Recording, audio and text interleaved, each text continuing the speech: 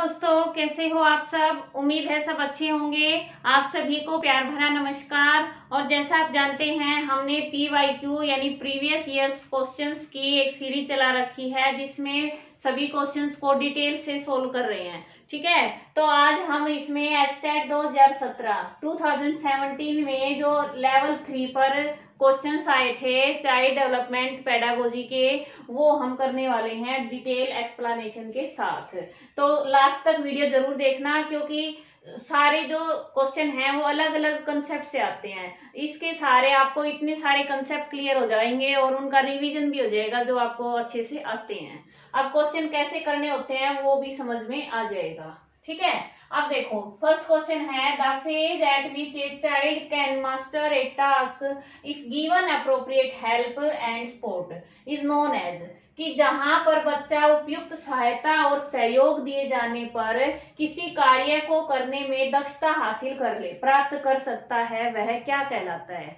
अब जिसने पहले कई बार पेपर दिया है उन्होंने ये क्वेश्चन देखा होगा, समझा होगा, लेकिन जो फर्स्ट टाइम दे रहे हैं उनके लिए भी एक मोस्ट इंपोर्टेंट टॉपिक है, इसको अच्छे से कर लेना। ये किसकी थ्योरी से क्वेश्चन है, ये है वाइगोत्स्की की थ्योरी। और 2018 का जो क्वेश्चन पेपर सोल्व किया है उसमें भी ये इसमें से 2-3 क्वेश्चन आए हुए थे जो मैंने करवाए हैं। ठीक है, और वाइगोत्स्की की थ्योरी भी मैंने चैनल पर अलग से करवा रखी है। तो वाइगोत्स्की ने दिया है एक ZPD, zone of proximal development. वो क्या है ये देखो, मान लो कोई बच्चा है, छोटे बच्चे से लेके चलते हैं, अभी स्कूल में आपने नर्सरी में भेजा उसको, नर्सरी में उसको ABCD सिखाई, तो यहाँ पर मान लो वो बच्चा है। ठीक है, मैंने वैसे ऐसे ही बना दिया है, यहाँ है बच्चा। अब वो यहां तक सीख चुका है, ABCD सिखा दिया, अल्फाबेट उसने सीख लिए हैं। अब उसका नेक्स्ट स्टेप क्या होता है, अल्फाबेट सीखने के बाद क्या सिखाया जाता है, वर्ड सिखाए जाते हैं। उससे आगे क्या सिखाया जाता है, सेंटेंसेस सिखाए जाते हैं। तो उसका जो नेक्स्ट है डेवलपमेंट स्टेज, वो यहाँ पे वर्ड सीखेगा ना। तो उसका जो ZPD जोन है ना, वो ये वाला क्षेत्र है, ये वाला। इसको हम सर्कल में भी ड्रा कर सकते हैं। यहाँ पे बच्चा है, अभी उसका इतना विकास हुआ है जहां वो है। अब उसके जो अराउंड क्षेत्र है ये है ZPD, उसको यहाँ पहुंचना है, वर्ड सीखने हैं। तो अगर कोई घर में पेरेंट्स है या कोई बड़ा भाई बहन है जो उसको सहायता करे और छोटे छोटे वर्ड सिखाना शुरू कर दे, तो वो और बच्चों के मुकाबले जल्दी सीख जाएगा। होता है ना ऐसा, बच्चे को पोएम याद करवाते हैं, कई बच्चों को काफी सारी, छोटी 2 साल के बच्चे को पोएम याद हो जाती है। क्यों? क्योंकि उनको हेल्प दी जाती है, सहायता दी जाती है। तो वाइगोत्स्की यही कहते हैं कि ये सोशल इंटरेक्शन से होता है। ठीक है, सामाजिक अंतःक्रिया के द्वारा। अगर उसको कोई मोर नॉलेजेबल अदर, MKO, ये भी इनका कंसेप्ट है, मोर नॉलेजेबल अदर, यानी उससे ज्यादा कोई समझदार, पढ़ा लिखा, स्किलफुल पर्सन, जो उस काम में दक्षता प्राप्त है पहले से, अगर वो सहायता करे, MKO सहायता करे, तो उसका जो ZPD जोन है वहां तक वो पहुंच सकता है, समीपस्थ विकास क्षेत्र में पहुंच जाएगा यहाँ तक। ठीक है, और ये उसका दक्षता क्षेत्र है, जोन ऑफ मास्टरी। यहाँ पर वो दक्ष है, पहले से मास्टर है, अब उसको यहाँ तक जाना है। तो ये वाला क्षेत्र है, ये क्या है, उसका ZPD है। और जो सहायता और सहयोग दिया जा रहा है उसको भी एक नाम दिया है उन्होंने, टेम्परेरी हेल्प को क्या दिया है, स्कैफोल्डिंग। ठीक है, क्या दिया है, स्कैफोल्डिंग।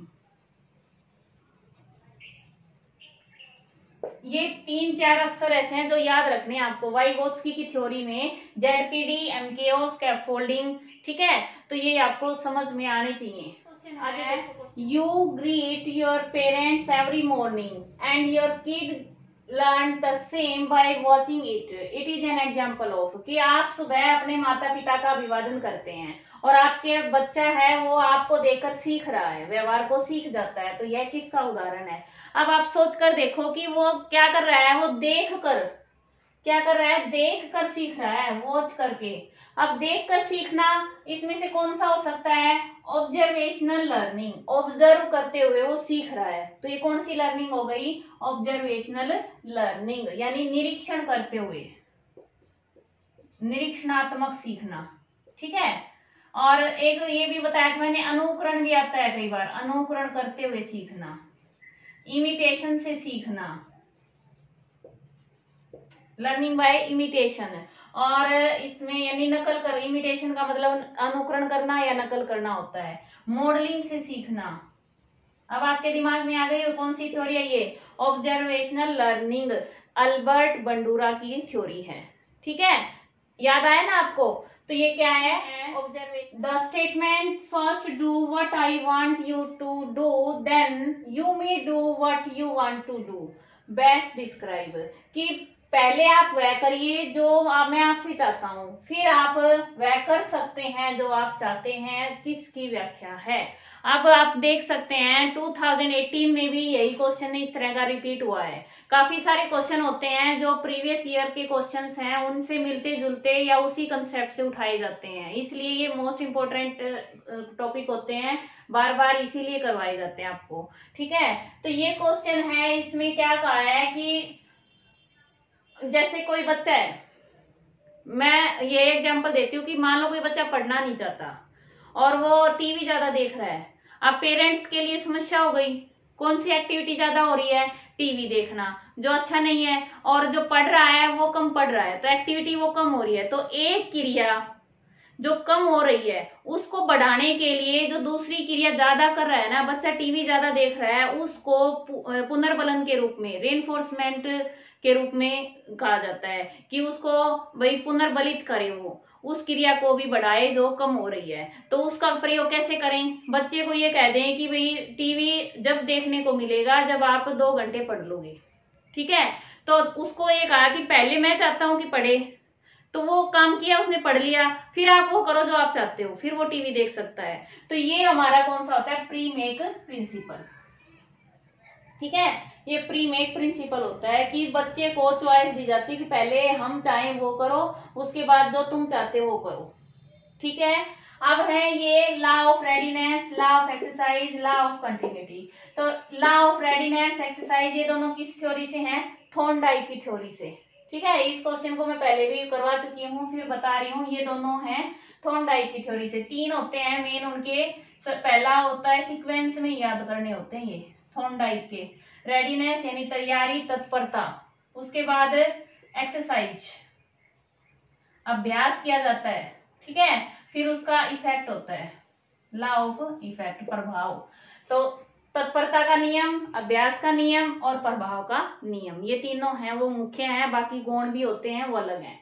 ठीक है, अब है कंटिन्यूटी का नियम, ऑफ कंटिन्यूटी, निरंतरता का नियम। निरंतरता का नियम किस में आता है, गेस्टाल्ट साइकोलॉजी में आता है, कि उन्होंने बताया था कि कंटिन्यूटी होती है। ठीक है, किसी को जब देखते हैं होल के रूप में तो कंटिन्यू ही देखते हैं, उसको टुकड़ों में नहीं देखते, वो गेस्टाल्ट से है। तो इस तरह से याद करना है। आगे देखो क्वेश्चन, नेक्स्ट क्वेश्चन है हमारा, cognition about one's own cognitive processes can be turned as, कि किसी व्यक्ति के उसके स्वयं के संज्ञानात्मक प्रक्रियाओं के संज्ञान को क्या कहा जाता है। अब इसमें एक बात देखिए, सबसे पहले होता है कॉग्निटिव। कॉग्निटिव क्या होता है, कॉग्निटिव में हमारे जो थिंकिंग प्रोसेस है वो सारा शामिल होता है। ठीक है, यानी हमारे ब्रेन से संबंधित जो हम फैसले, प्रॉब्लम सोल्व करते हैं, डिसीजन मेकिंग, और साथ में जो सोच विचार होता है। ठीक है, ये सब किस में आते हैं, कॉग्निटिव में आते हैं। तो इसमें कॉग्निटिव प्रोसेस के बारे में कॉग्निशन जानना क्या होगा, हमारा मेटा कॉग्निशन होता है, मेटा कॉग्निशन, कॉग्निशन के बारे में कॉग्निशन होना। ठीक है, जो हमारे कॉग्निशन है, हमारा सोच विचार है, तथ्य हैं, ठीक है, समस्या समाधान है, तर्क वितर्क है, यानी रीजनिंग, लॉजिकल रीजनिंग, सभी कुछ उसमें आता है, हमारा कॉग्निटिव प्रोसेसेस होते हैं। तो कॉग्निटिव प्रोसेसेस के बारे में जानना वो होता है मेटा कॉग्निशन। ये टर्म याद रखनी है बस, कि कॉग्निशन का भी कॉग्निशन होना क्या होता है, मेटा कॉग्निशन होता है। अब इसीलिए मैं इंग्लिश में ज्यादा बताती हूँ कि देखो इसमें मेटा को मेटा लिख दिया इन्होंने। ठीक है, मेटा संज्ञान, कॉग्निशन को हिंदी में कहते हैं संज्ञान। तो इंग्लिश इसीलिए ज्यादा पढ़नी चाहिए आपको, छोटे टर्म है वो इंग्लिश में याद किया करो। नेक्स्ट क्वेश्चन देखिए, नेक्स्ट क्वेश्चन है हमारा, which of the following is not true about negative reinforcement. तो नेगेटिव रेनफोर्समेंट के बारे में जो सही नहीं है, नॉट ट्रू। ठीक है, हमें वो ढूंढना है। इसका मतलब 3 सही है, 1 गलत है। पहला है इट इंक्रीजेस डिजायरेबल बिहेवियर, वांछनीय व्यवहार है जो डिजायरेबल बिहेवियर है उसको बढ़ाता है, इंक्रीज करता है। फिर है it is not similar to punishment, ये पनिशमेंट के समान नहीं है। फिर है it never increases desirable behaviour, यह वांछनीय व्यवहार को कभी नहीं बढ़ाता। अब ये देखो, ये दोनों आपस में अपोजिट हो गए, या तो कह रहे हैं इंक्रीज कर रहा है या नेवर इंक्रीज लिख रखा है। तो अगर आप में थोड़ा सा आप सूझबूझ से काम करो ना, तो यहाँ पे पता चल गया कि इनमें से एक ऑप्शन आएगा। ठीक है, या तो बढ़ाएगा या नहीं बढ़ाएगा, दोनों में से एक आएगा। It can be use for children with special needs, special need वाले जो बच्चे हैं, लर्निंग डिफिकल्टीज हैं जिनमें, उनके लिए यूज कर सकते हैं। तो ये मैंने कल आपको बताया था कि ऑटिज्म में रेनफोर्समेंट का यूज होता है, पॉजिटिव और नेगेटिव दोनों का। अब इसमें देखो री इन्फोर्समेंट, इसको टुकड़ों में तोड़ो, री इन्फोर्समेंट, ठीक है, यानी री दोबारा से, पुनः, फिर से, इन्फोर्स बल देना, फोर्सफुली, ठीक है, तो उसको बलित करता है, क्रिया को हमेशा बढ़ाता है। रीइंफोर्समेंट हमेशा ही वांछनीय व्यवहार को बढ़ाता है। तो ये तो हमारा सही है, और ये भी सही है। जो पनिशमेंट है, दंड है, उससे अलग है। अब इसमें अंतर कैसे करेंगे, देखो रीइंफोर्समेंट का काम है व्यवहार को बढ़ाना। अब कोई बच्चा है, वो खाना नहीं खा रहा, खाने में सब्जी नहीं ले रहा, ठीक है, खाना तो खा रहा है, सब्जी नहीं खाता, वेजिटेबल नहीं खाता, तो उसके लिए हम नेगेटिव रेनफोर्समेंट का यूज कर सकते हैं। उसके सामने से पूरा खाना ही उठा लो, पूरा खाना हटा दिया हमने। अब उसको जब भूख लगेगी तो क्या कहेगा, ठीक है जो है वो दे दो मुझे, कहेगा ना, तो वो वेजिटेबल भी खा सकता है। तो हमने क्या किया, हमें वेजिटेबल खिलानी थी उसे, उसका जो हम चाह रहे थे व्यवहार वो होना चाहिए, उसको बढ़ावा देने के लिए हमने वहां पे नेगेटिव रेनफोर्समेंट का यूज किया है, इसलिए ये व्यवहार को हमेशा बढ़ाता है। ये पनिशमेंट नहीं है, ये नेगेटिव रेनफोर्समेंट है। समझ आया? पनिशमेंट तो दंड देना, आप समझते हैं। उस दंड का काम क्या होता है कि क्रिया को डिक्रीज, व्यवहार को डिक्रीज करना। कोई गलत आदत है उसको छुटवाने के लिए हम पनिशमेंट का यूज करते हैं, और रेनफोर्समेंट होता है काम को बढ़ाने के लिए। ठीक है, जो क्रिया हम चाहते हैं कि बच्चा ऐसा बिहेव करे, ऐसा बिहेवियर होना चाहिए, उसको बढ़ाने के लिए रेनफोर्समेंट देंगे। और कोई ऐसा काम है जो वो कर रहा है, हमें पसंद नहीं है कि इसका बिहेवियर चेंज होना चाहिए, वहां हम पनिशमेंट का यूज करते हैं। एप्लीकेशन ऑफ एन एवर्सिव स्टिमुलस, पीड़ादायक उद्दीपक का प्रयोग क्या कहलाता है? अब पीड़ादायक है, मैंने पिछले क्वेश्चन में ही बताया है कि बच्चे को पीड़ा देना वो पनिशमेंट होता है। क्या होता है? पनिशमेंट। यानी पनिशमेंट में हम बाह्य उद्दीपक का प्रयोग करते हैं, स्टिमुलस का प्रयोग करते हैं, जैसे छड़ी का प्रयोग, डंडे का प्रयोग, ठीक है, उसको थप्पड़ लगाया वो भी उसमें जा जाएगा पनिशमेंट में। तो इसका क्या होगा, पीड़ादायक उद्दीपक है वो पनिशमेंट के अंदर आएगा। नेक्स्ट क्वेश्चन है the concept of life space is given by. अब ये देख लो 2018 में भी आया था, 17 में भी आया था, सेम क्वेश्चन था। जीवन स्पेस की संकल्पना दी गई थी किसके द्वारा? Kurt Lewin. और इस थ्योरी को क्या कहते हैं? Field theory. ठीक है, फील्ड थ्योरी कहते हैं। कर्ट लेविन ने इसको दिया था, और इसका फार्मूला बताया था मैंने। लाइफ स्पेस को एल से डिनोट करते हैं, L is equal to P plus E, person plus environment. कि जो पर्सन है उसका जो उसके सराउंडिंग चारों ओर जो साइकोलॉजिकल एनवायरमेंट होता है उसकी इंटरेक्शन से उसका संयोग होता है, दोनों का जुड़कर क्या बनता है? जीवन स्पेस बनता है, लाइफ स्पेस बनता है। ठीक है, ये फार्मूला दिया था, और इसको फील्ड थ्योरी कहते हैं। कर्ट लेविन ने ये थ्योरी दी थी। समझ आया? नेक्स्ट क्वेश्चन है application of abstract knowledge learned in one situation to a different situation can be termed as. कि एक परिस्थिति में सीखे गए अमूर्त ज्ञान का भिन्न परिस्थिति में उपयोग करना क्या कहलाता है? कि आपने किसी एक परिस्थिति में ज्ञान हासिल कर लिया, नॉलेज मिल गई आपको उस कंसेप्ट की, उसका यूज दूसरे में करना।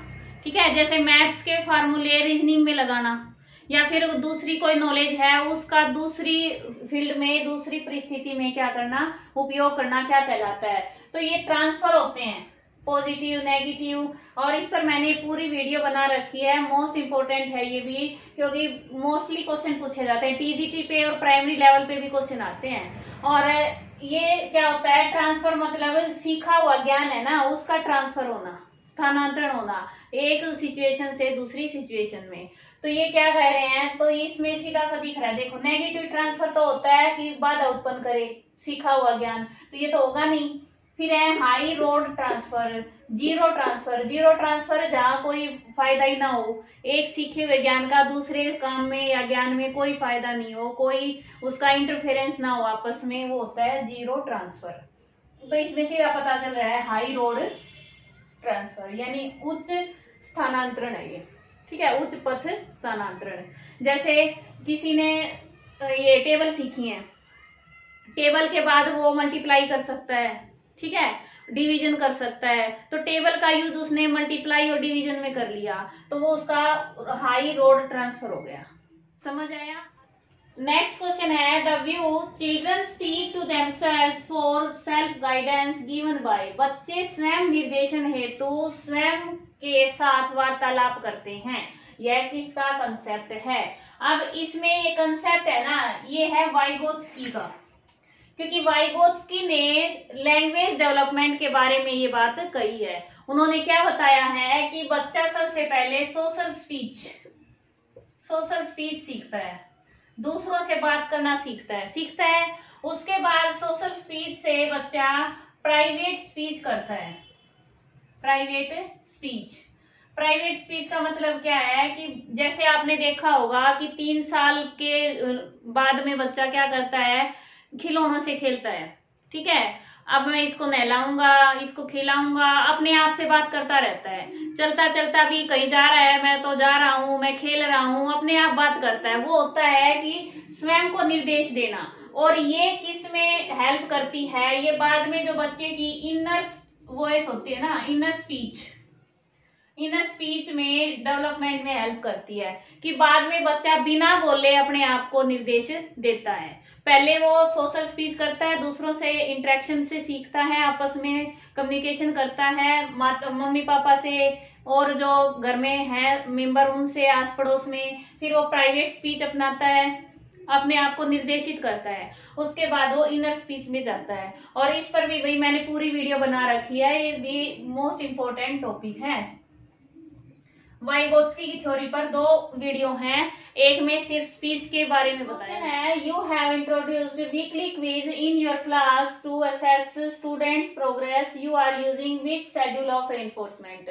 आपने वीकली क्विज स्टार्ट किया अपनी क्लास में, तो आप किस टाइप की शेड्यूल का यूज कर रहे हैं? रेनफोर्समेंट के शेड्यूल होते हैं कितने प्रकार के? 2 टाइप के होते हैं, ठीक है, शेड्यूल होते हैं वो 2 टाइप के होते हैं। एक होता है रेशियो बेस, अनुपात में, और एक इंटरवल बेस होता है। और इनके भी 2 पार्ट होते हैं, एक तो फिक्स होता है, फिक्स्ड, और एक वेरिएबल। फिक्स होता है कि वो उसी टाइम पर, या जैसे टाइम इंटरवल होता है समय अंतराल, कि 2 मिनट में, 3 मिनट में, 10 मिनट में, 10 दिन में, 1 साल में, 2 साल में, यानी फिक्स है टाइम, तो ये होगा फिक्स फिक्स्ड इंटरवल। और वेरिएबल होगा कि कभी तो 1 महीने में उसको कुछ दिया जा रहा है, कभी 15 दिन में दे रहे हैं, ठीक है, रेनफोर्समेंट, और कभी उसको 25 दिन में दे रहे हैं, कभी 30 दिन में। इस तरह से वेरिएबल वेरी करता रहता है, उसको चर कहते हैं। और फिक्स यानी फिक्स है, वो स्थिर है, ठीक है। इस तरह से रेशियो है, रेशियो में अनुपात, कि कभी तो किसी को डिस्काउंट दे दिया या फिर किसी को बोनस दे दिया, तो सबको सेम बोनस दे रहे हैं तो क्या है, फिक्स्ड है। और अलग अलग दे रहे हैं तो क्या है, वेरिएबल है। कभी किसी को 100 यानी 1000 दे दिए, किसी को 2000 दे दिए, तो वो वेरिएबल हो गया। और सभी को सेम दे रहे हैं तो वो फिक्स्ड हो गया। इस तरह से होता है। तो इसमें क्या होगा, हमारा वीकली क्विज है। अब वीकली किसको दिखा रहा है, टाइम को दिखा रहा है। टाइम में क्या आएगा, इंटरवल, तो इंटरवल वाले में से आएगा ऑप्शन, ये हमारे कट हो गई, इंटरवल वाले में से ऑप्शन आएगा। अब ये वीकली है, तो वीकली यानी 1 वीक में 1 बार होता है, जरूर होता है, तो ये फिक्स है, तो क्या हो गया हमारा, फिक्स्ड इंटरवल। तो इस तरह से क्वेश्चन करने हैं आपको। क्वेश्चन अगर आपको नहीं आता तो भी आप एलिमिनेशन से कर सकते हैं, ठीक है, यानी उनको कट करके भाई ये ऑप्शन नहीं हो सकता, ये नहीं हो सकता, उससे अगला उस दो में से छाटेंगे, तो इस तरह से भी आप सोल्व कर सकते हैं। और उम्मीद है आपको समझ आ गया होगा। कोई भी डाउट है तो आप डाउट के लिए कमेंट में लिख दें, आपके डाउट जरूर क्लियर करवाए जाएंगे। और इसके साथ ही जो आगे के क्वेश्चन हैं वो अगली वीडियो में करेंगे। थैंक्स फॉर वॉचिंग, आपका दिन शुभ हो, धन्यवाद। और एक बात वही, लाइक जरूर करना, मुझे पता चले कि आपको समझ आया नहीं आया, और कमेंट कर दे तो और भी अच्छा है।